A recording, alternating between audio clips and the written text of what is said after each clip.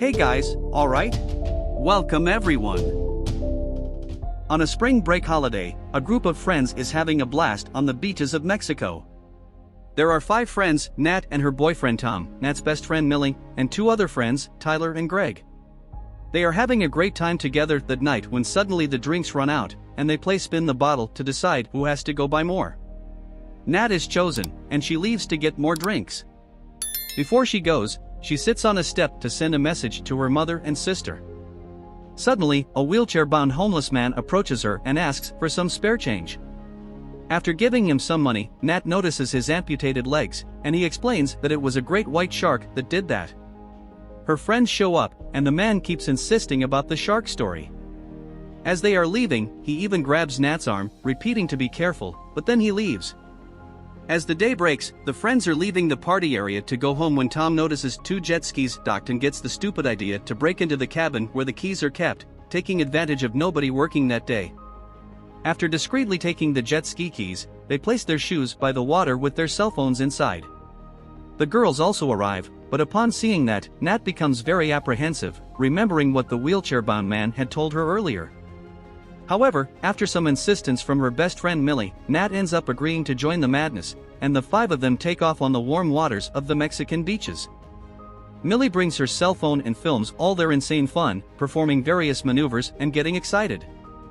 However, they venture too far from the coast, and after passing by a sailboat, at one point they start doing dangerous maneuvers, which scares Nat, who shouts for them to come back immediately. The idiots do it once, but the second time they miscalculate the distance and end up colliding one jet ski with the other, throwing 2 of them off. It's an agonizing moment for them as they realize this game didn't turn out well at all.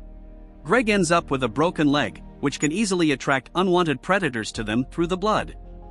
Millie panics because she can't swim well, so Tom goes to her and helps her, while Nat goes to Greg and calms him down as he screams in pain.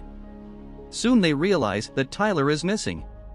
As one of the jet skis is sinking, they see Tyler unconscious, so Tom goes to him and saves him, and then they all cling to the only remaining jet ski that hasn't sunk yet. They manage to put Greg on top and superficially take care of his badly injured leg. Millie checks her cell phone for a signal but unfortunately finds none. Now, the 5 friends, after this crazy game, are adrift far from the coast and with one of them severely injured. Meanwhile, at the waterfront, their shoes along with their other cell phones are carried away by the rising tide, leaving no clues. In the sea, they decide to take Greg to a hospital, but they must leave 2 of them behind because they won't all fit on the jet ski. So Tyler and Millie will stay behind while they take Greg to the hospital. However, when Tom tries to start the engine, he is unpleasantly surprised to find out that it's not working. In an attempt to fix it, they briefly remove Greg from the jet ski, causing him more pain and injury.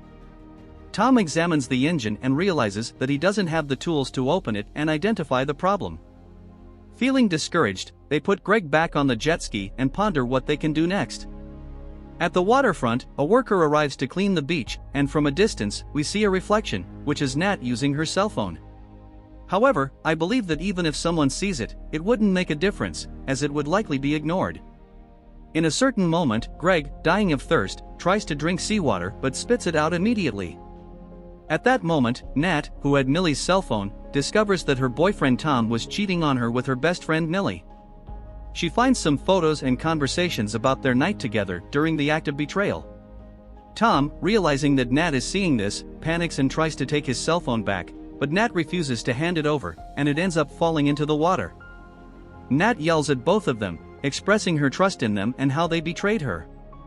Tom dives into the water to retrieve the cell phone. Millie tries to justify her actions by claiming she was drunk, but Nat doesn't want to hear any excuses.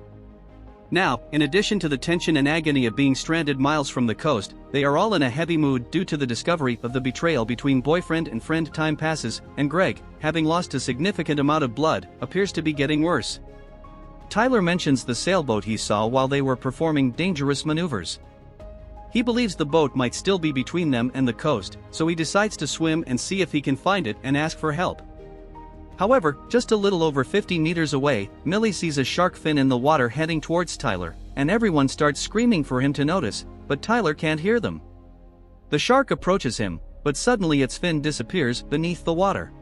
The friends are unsure where it went, and then, drawn by Greg's blood, the shark passes close to the surface near them, frightening everyone. Tom, out of fear, desperately tries to climb onto the jet ski but ends up knocking everyone off into the water. They are now experiencing tense moments, knowing that beneath them is a huge shark from those waters, and it could pull them down at any moment. The shark circles around the friends, but its target is clear. Due to the amount of blood Greg is losing, he inevitably becomes the prey. The greatest despair begins as it doesn't take long before the shark grabs Greg's legs and starts pulling him. In that moment, Nat hooks her hair onto Greg's wristwatch and gets dragged along with him. Tom and Millie helplessly watch their friends being taken towards death. The panic intensifies when the shark starts to descend, and Nat desperately tries to free herself to have a chance to escape. Fortunately, she manages to break free and resurfaces, reaching the jet ski and feeling slightly safer again. After some time, Millie tries again to get a signal on her cell phone, but it's futile as they are too far from the small city, which also has poor cell phone reception. Meanwhile, Tyler is still swimming, searching for help. Finally, he spots a boat in the distance and becomes ecstatic. He starts shouting to get the man's attention, but since he's far away, he goes unnoticed.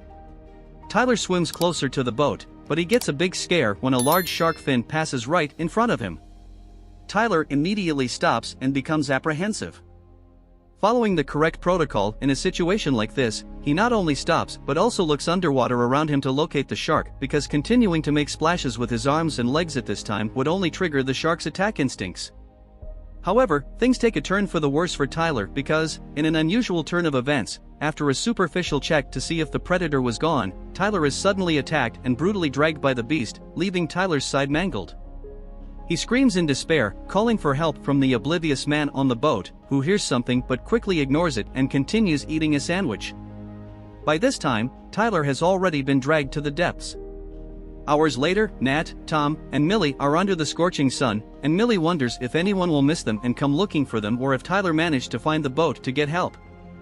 As time passes, and due to intense thirst, Millie crouches to scoop up some seawater to drink, but Nat stops her, saying it would only make her more dehydrated. Tom tries again to fix the jet ski but fails. The hours go by, the sun sets, and night falls. Unable to swim for help due to their fear of the shark, the only option left for the three friends is to endure the cold night on the jet ski, adrift in the middle of the ocean. Later in the night, after being startled by strange movements in the water around the jet ski, a glimmer of hope to escape the situation appears when Nat notices a distant light and alerts her friends. They start screaming, but since they are several hundred meters away, they logically won't be heard. Nat quickly remembers to use the flashlight on her cell phone to try to get the boat's attention, but it seems they were not noticed even then. Nat suggests that one of them will have to swim to the boat to ask for help. With a lot of fear but wanting to show otherwise, Tom decides to go and immediately dives into the cold water. However, he doesn't get more than 3 meters away and quickly returns, scared, because he imagines the shark will get him.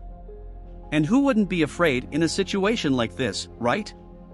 It depends on how much you have to risk, swimming in an ocean where you know there is a large shark that already took one of your friends. But anyway, Nat, thinking they couldn't miss that opportunity for help, decides to go to the boat herself. She enters the water slowly and swims, trying to make as little noise as possible with her feet and hands. However, as she gets closer to the light, she realizes it's actually just a life jacket with a person inside, who she turns to speak to, but she is greatly shocked to see that the person's head is completely mangled. Nat is overcome with terror and despair and tries to return to the jet ski in a disorganized manner. Tom and Millie, hearing her scream, decide to do something to help their friend. Amidst the meaningless flailing of feet and hands, Tom gets close to Nat and tries to bring her back, in a moment of great tension where a shark could easily emerge and grab both of them. Luckily, they manage to reach the jet ski, and Nat tells them what she saw, thinking that somehow the shark killed that man. The day dawns, Nat wakes up, looks around, and washes her face. Then she has the idea of lying down to look underwater when suddenly, looking deeper, the shark emerges and attacks. But relax, guys, it was just Nat's nightmare. She wakes up startled and also wakes up Millie and Tom. That's when they notice the corpse of the man, which is now very close to them. They realize there are some pieces of wood with the body, and Nat has the idea of picking them up and using them as oars to try to return to the coast, which is now even further away due to the tide that pushed them during the night. Nat also takes the life jacket from the body and gives it to her friend, who doesn't know how to swim. They start rowing, and after some time without seeing the coast, Millie starts lamenting, saying she is already exhausted due to dehydration and the intense sun they endured. Suddenly, while they are still rowing, the shark appears and attacks them due to the movement of the makeshift oars, giving them a tremendous scare. They watch attentively, and it seems the shark has gone away, but it resurfaces and bites the jet ski, also catching Tom's leg. Nat pierces the shark with the sharp side of the oar, and it retreats a bit. In desperation, the friends try once again to look at the jet ski's engine to see if they can understand the problem this time, while the shark starts to circle them. After diving and seemingly disappearing, the shark surprises them by coming up from below, causing the friends to fall into the water. The three of them are now an easy target for the shark, which grabs Tom and throws him up in the air, as they naturally do with their most common prey, seals. Tom screams in pain and knows that his chances of survival are almost zero now. Nat tries to help him and manages to bring him back to the jet ski, but Millie is still in the water, trying as best she can to reach her friends. Unfortunately, she is not so lucky because when she reaches the jet ski, before she can climb up, the shark grabs her and ferociously devours her from the waist down. Nat, in a daze, realizing there was no hope for her friend, releases her into the water, and she drifts away but is soon pulled under by the shark. After some time, Nat tries again to remove the rigid plastic box that covered the face of the jet ski's engine. She pulls harder and ends up breaking a part of the protective box, leaving a sharp piece. Finally, she manages to break the rest, and now she can see what happened to the engine that caused it to stop working. It turns out there was a fuel hose rupture. Tom is severely injured and cannot help her in any way, and he is almost unconscious. That's when Nat notices the life jacket that Millie was wearing and has the idea of using its inflation tube to fix the jet ski's fuel hose. Seeing no other alternative, she dives into the water to retrieve the life jacket, which is a bit far away. However, as she manages to grab it, she sees that the insatiable shark is heading towards Tom on the jet ski and drags him for a few meters. When it goes after Nat, being visible on the surface, Nat sees no choice but to try to defend herself and not die in vain at the hands of the shark.